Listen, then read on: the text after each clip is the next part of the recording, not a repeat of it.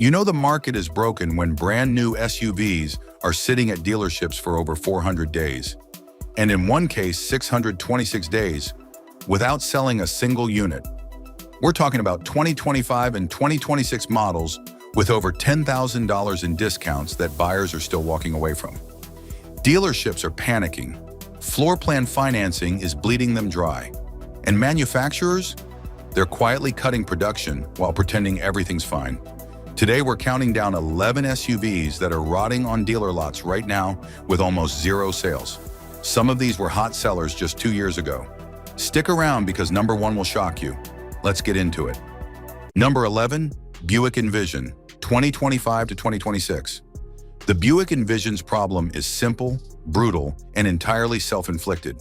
It's built in China, and when the US government slapped a 45% import tariff on Chinese-built vehicles in 2025, GM looked at their spreadsheet and said, pass every penny to the customer. We're talking about a $5,000 price hike in less than a year, pushing the starting price to around $43,000 for a vehicle that doesn't exactly scream premium luxury. Consumers look at this thing and ask a very reasonable question. Why am I paying near luxury money for a mid-grade Buick crossover? GM has announced they're moving Envision production to Kansas, but that's not happening until 2028. So until then, this thing is stuck in what dealers are calling tariff purgatory. Too expensive to sell, too costly to discount heavily. The Envision is sitting at 256 days of market day supply, with over 13,600 units gathering dust at dealerships across the country.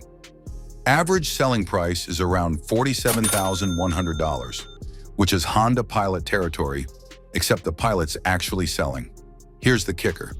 Buick dealers are offering $8,000 to $10,000 off MSRP just to move them, and buyers still aren't biting. That should tell you everything about how the market values this vehicle. If you want a reliable midsize SUV around $40,000, grab a Honda Passport, Toyota Highlander, or Mazda CX-90 instead. All offer better value without the tariff baggage. Number 10, Jeep Wrangler 2-door, 2025 to 2026. The Jeep Wrangler 2-door has become what car nerds call a niche buy pretending to be a volume seller. And Jeep is still pricing it like it's 2021 when people were paying dealer markups to get one. Here's the reality. Most people who want a Wrangler want the 4-door Unlimited. It's just more practical, more seating, more cargo room, better for families.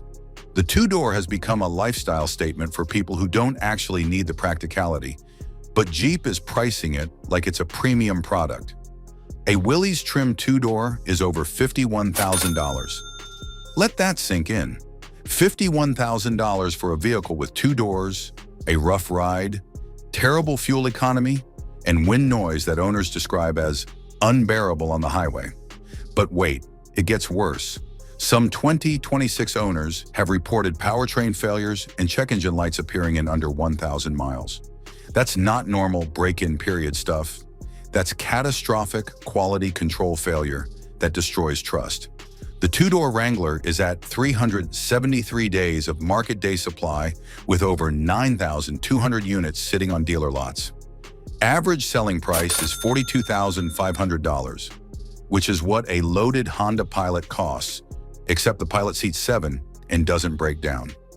Consumer Reports gave recent Wranglers below-average reliability ratings, citing transmission issues, electrical problems, and that infamous hardtop water leak problem that Jeep has never fully fixed. If you want off-road capability, grab a Toyota 4Runner or Ford Bronco 4-door instead. Number 9, Mitsubishi Outlander, 2026. The Mitsubishi Outlander's main problem is pretty simple. It markets itself as a 3-row family SUV, but it doesn't actually deliver on that promise. And once consumers figure that out, they walk away and never come back. Mitsubishi moved to a 1.5-liter turbocharged engine for 2026. That's 174 horsepower in a vehicle that weighs over 3,700 pounds. Reviewers and owners have called it lethargic. And when you're merging onto a highway with a car full of people, lethargic is not what you want to feel.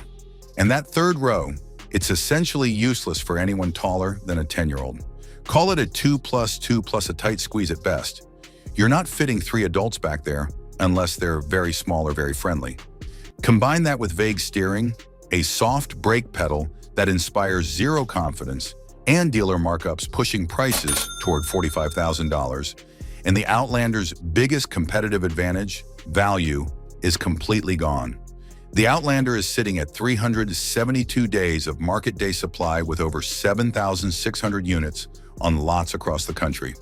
Average selling price is $37,100, which puts it in Honda CR-V and Toyota RAV4 territory, except those actually work properly.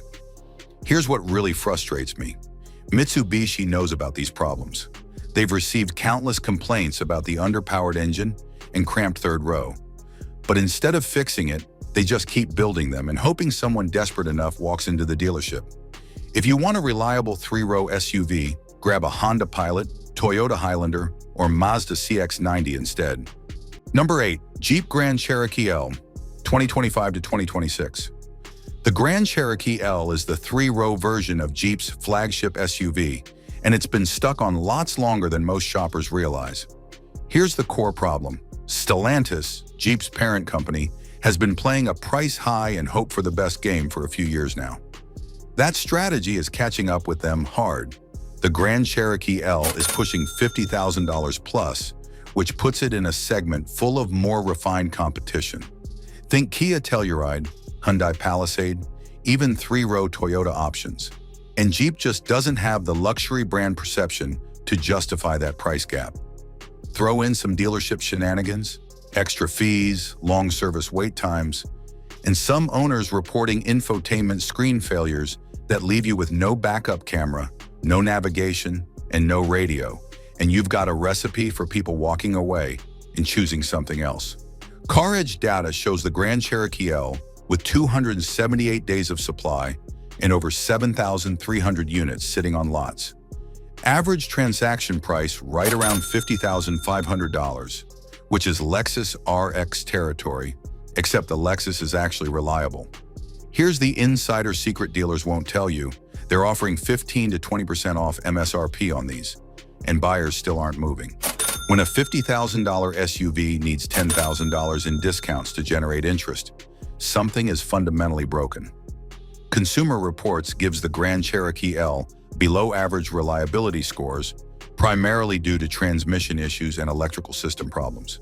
If you want a reliable 3-row SUV, grab a Honda Pilot, Toyota Highlander, or Mazda CX-90 instead. Number 7. Ford Bronco, 2025 to 2026. This one might surprise a few of you. Not long ago, the Bronco had wait lists, dealer markups, and people camping out to get one. That hype has completely evaporated like morning fog on a hot day. The off-road capability is still there. Nobody's taking that away from the Bronco. But once you actually try to live with it day to day, the cracks show. Wind noise from those removable roof panels is described by owners as unbearable. Water leaks are a common complaint. The ride is stiff, fuel economy is rough, and it just isn't a pleasant daily driver. But the bigger issue right now is a recall involving the APIM module, the Accessory Protocol Interface module, which can overheat and completely shut down your center touchscreen for up to 5 minutes while you're driving. That means no navigation, no backup camera, no radio in a near $50,000 truck. That's not acceptable. The Bronco is at 280 days of market day supply. And here's the wild part. There are over 34,000 units sitting at dealerships right now. That is a massive number for a vehicle that was selling out 2 years ago. Average selling price is $47,700, which is what a loaded Toyota 4Runner costs, except the 4Runner is legendary for reliability and holds resale value like gold. Ford is offering $5,000 to $7,000 in rebates plus 0% financing for 60 months, and buyers are still walking past these on dealer lots. If you want off-road capability with actual reliability, grab a Toyota 4Runner or Jeep Wrangler 4-door instead. Number 6. Dodge Charger, 2026. Now, if you're enjoying this breakdown of automotive disasters, hit that like button. It helps me expose more dealer tricks and manufacturer failures. The new Dodge Charger might be one of the most controversial relaunches in recent automotive history, And the slow sales reflect that perfectly. Dodge essentially tried to combine the old Charger and old Challenger into one platform available in both gas and electric. Sounds ambitious. The problem is it's not landing with either crowd. On the gas side, the Hemi 5.8 is gone.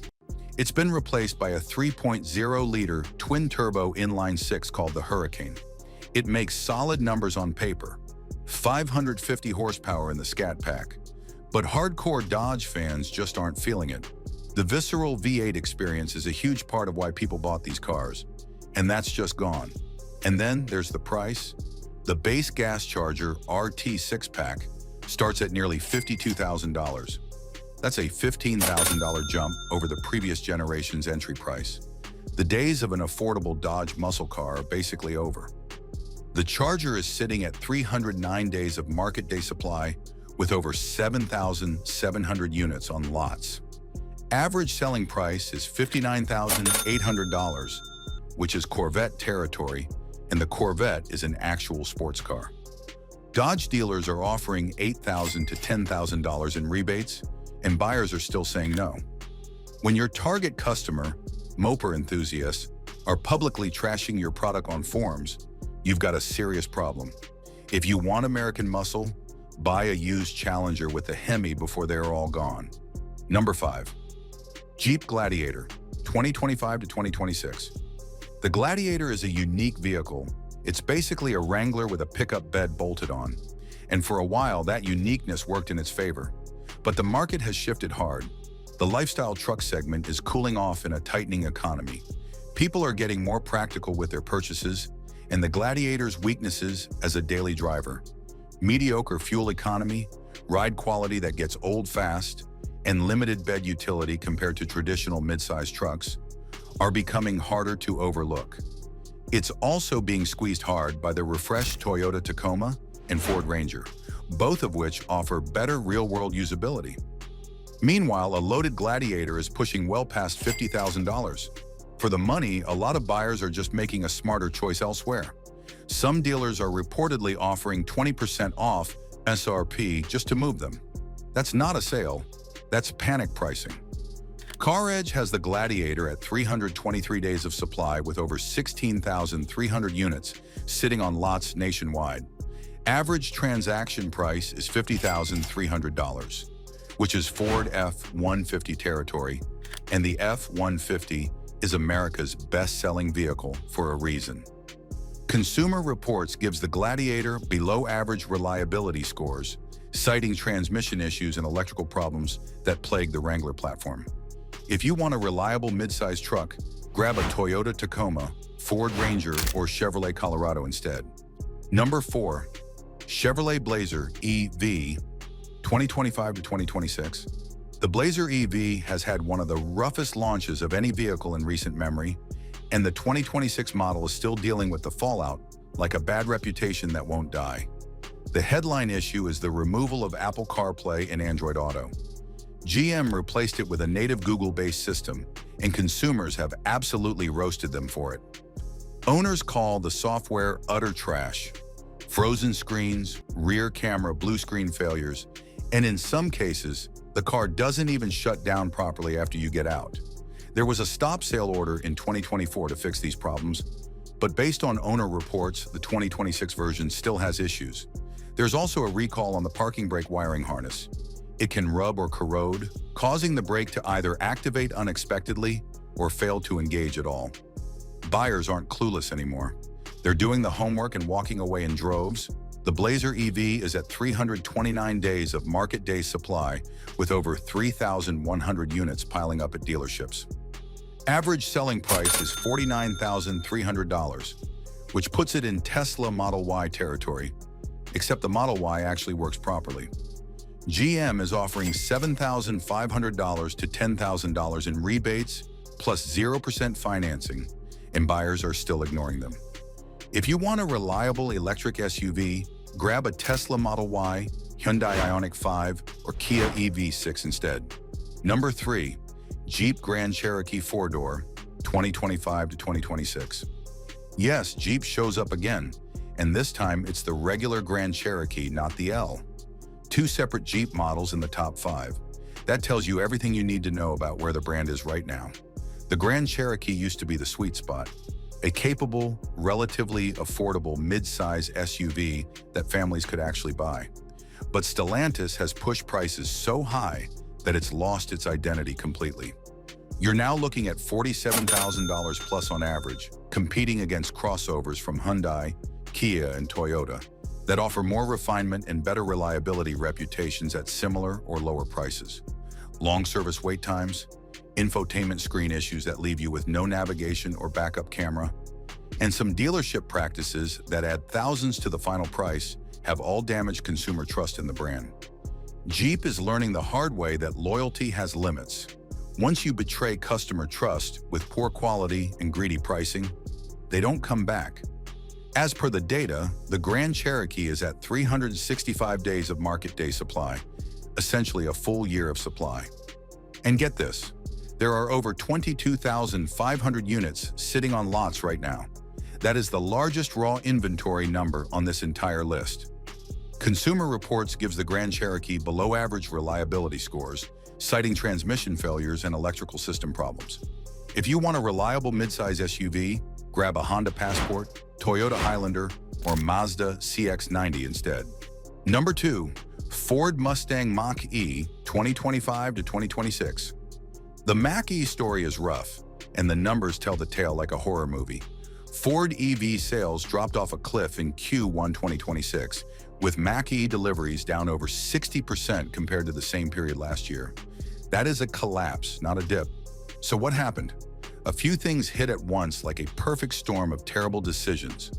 First, the Mach-E lost its $7,500 federal tax credit eligibility. Second, depreciation on these things is brutal.